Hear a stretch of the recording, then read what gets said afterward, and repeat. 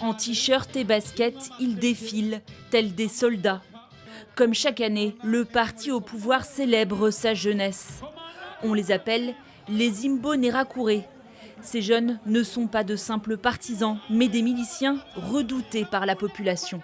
Tous ceux qui disent des mauvaises choses sur les Imbonerakure ont d'autres objectifs.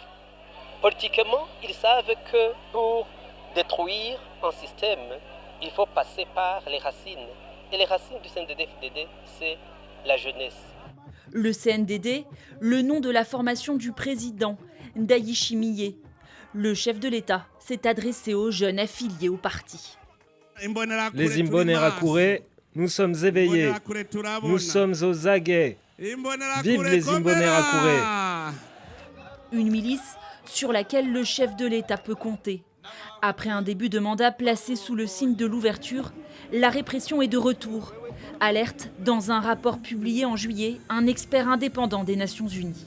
L'État continue systématiquement à exercer un contrôle sur les services nationaux du renseignement et les milices Imbonerakure qui assistent, complètent les exercices ou remplacent les forces de sécurité dans les localités où elles ne sont pas présentes sur l'étendue du territoire national. Les Imbonerakure ont libre cours pour terroriser la population, procéder aux arrestations arbitraires, aux disparitions forcées et intimident la population. Si le pouvoir organise des défilés en grande pompe, les opposants, eux, doivent faire profil bas. C'est une faveur réservée uniquement à ces jeunes Imbonerakure ou aux partis au pouvoir. Si on doit parler de partis politiques. Même une simple réunion pour les autres partis politiques, c'est très compliqué. Depuis le début de la présidence d'Evariste Ndayishimiye, au moins 120 personnes ont été enlevées ou ont disparu selon l'ONG FOCOD. La majorité sont des militants de l'opposition.